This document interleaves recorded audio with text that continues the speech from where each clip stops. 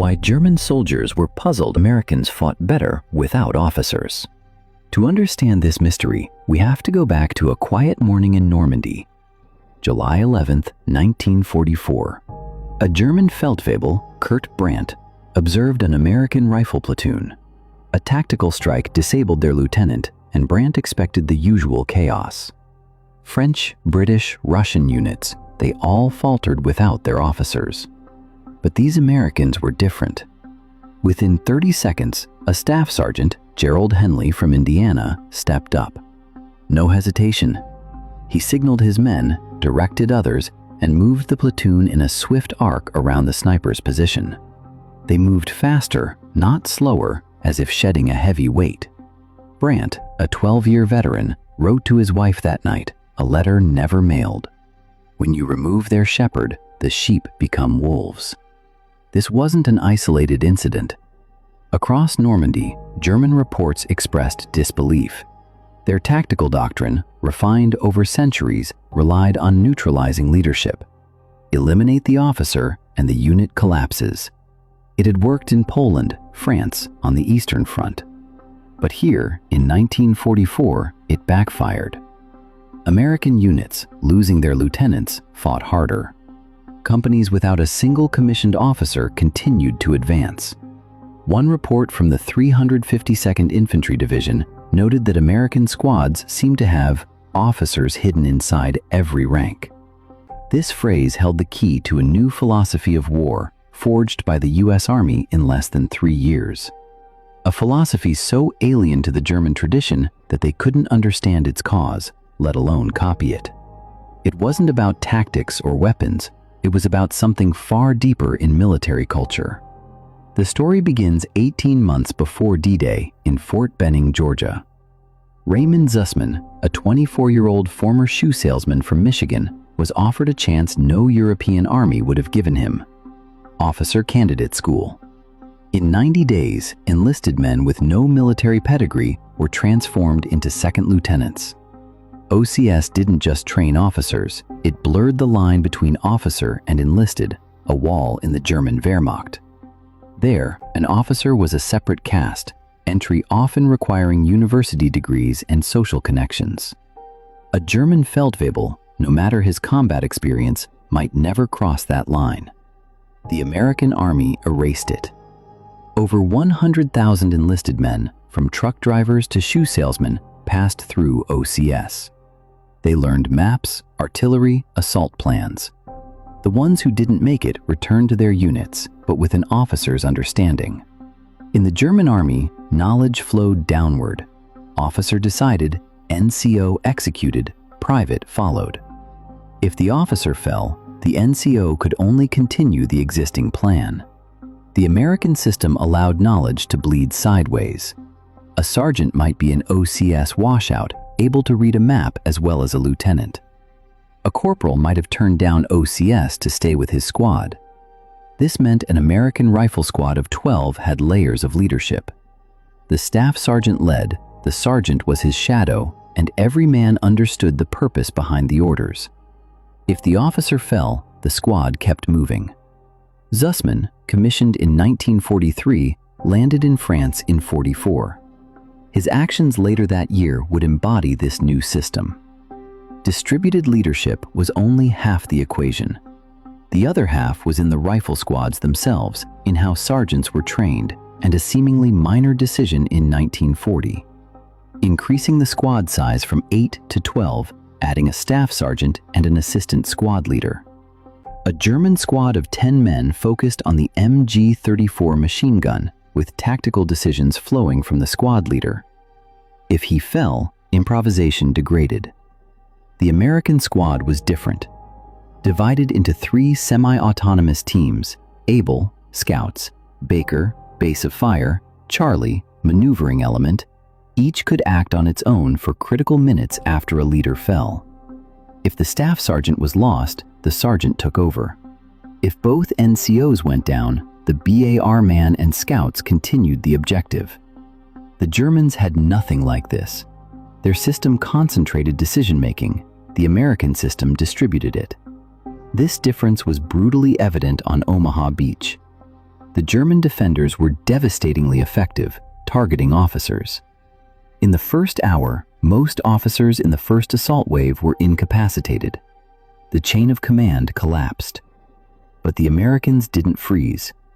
Sergeants, like Warner Hamlet, gathered men from shattered units, identified targets, and led assaults. No officer ordered these. Hamlet saw the problem, built the solution, and executed it.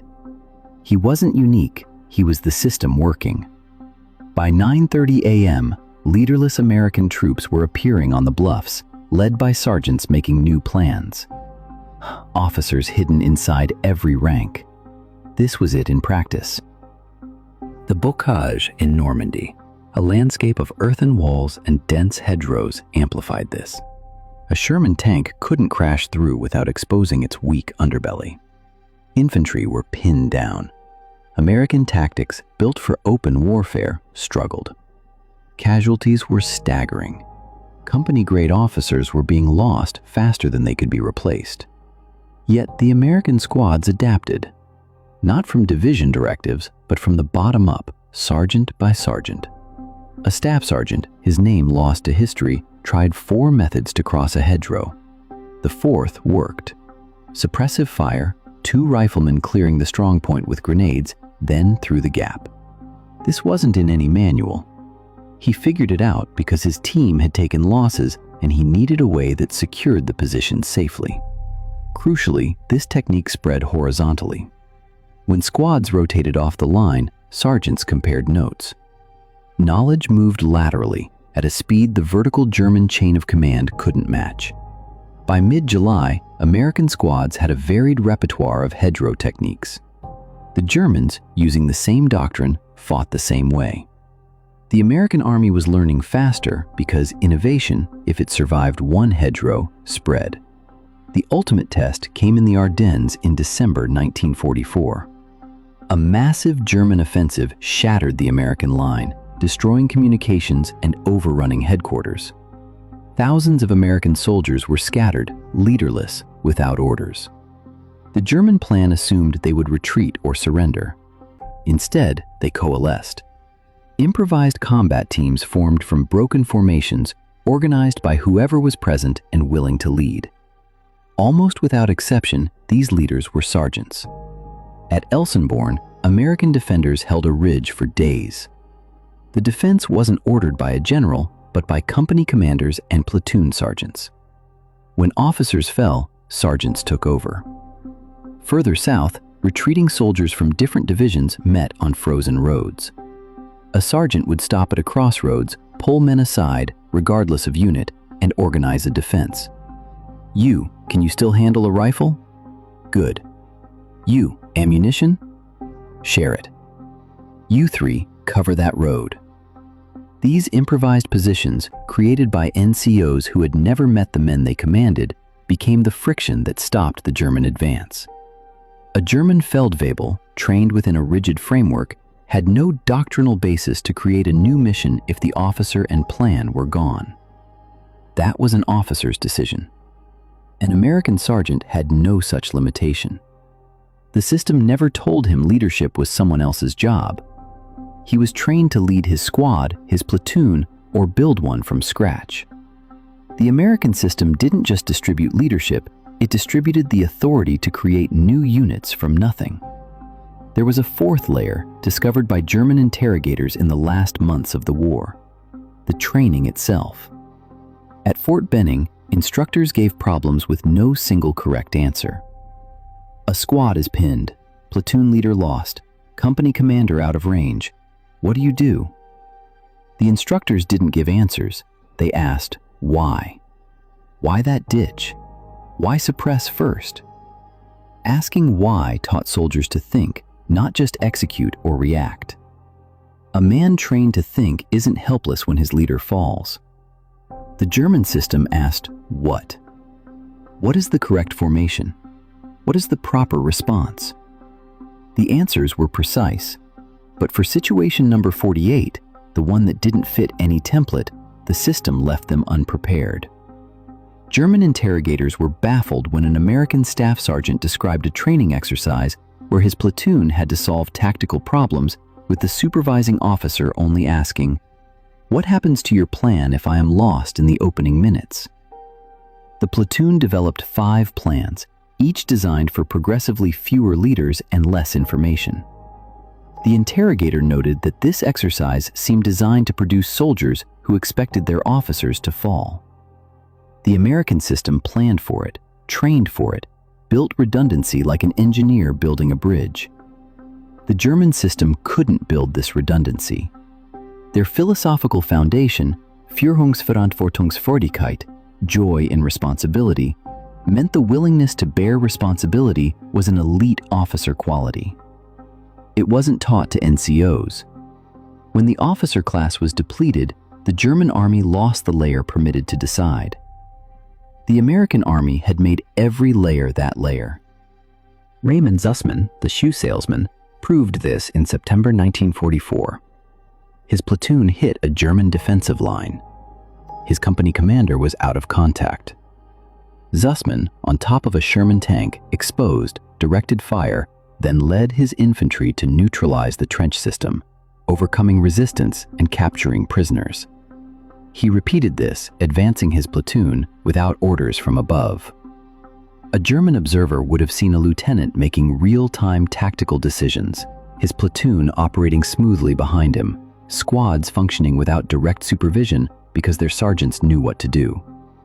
And if they'd learned Zussman was a shoe salesman 18 months prior, they would have grasped the full weight of the American system. Zussman fell 9 days later. His absence mattered more in the German army because their system was built on irreplaceable men. When an experienced German lieutenant fell, tactical creativity, the authority to rewrite the plan, left with him. By contrast, an American infantry company losing its captain in the morning could attack a fortified position by afternoon under its first sergeant. The Germans called it unheimlich, uncanny, an army that didn't weaken when its head was cut off. Kurt Brandt, the Feldwebel, survived the war. He told a journalist, "We could not understand it. We would neutralize their officers, and instead of stopping, they would get faster. It was as if we were doing them a favor." This was an army engineered to treat the loss of a leader not as a catastrophe, but as a seamless transition. The German Staff College studies after the war concluded the American system shouldn't have worked. It violated fundamental principles, placed authority in unqualified hands, relied on initiative from new soldiers. Yet it worked, not in spite of these things, but because of them. The Americans understood that leadership is a skill, not a rank or class. It can be taught to anyone willing to learn. A shoe salesman, a farm boy, a clerk, give them training, authority, expectation, and they will lead. Staff Sergeant Gerald Henley, who took over that platoon in 30 seconds, returned to Terre Haute, worked for the U.S. Army, and was killed in action in Vietnam.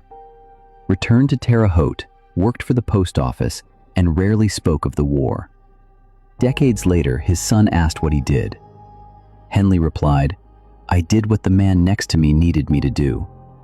This is the answer. The Germans were puzzled because they faced an army where every man was trained to be the man next to him. Leadership was not a pyramid, but a web. Every thread could carry the weight if others broke. Neutralizing the officer didn't remove the brain had been copied into every limb.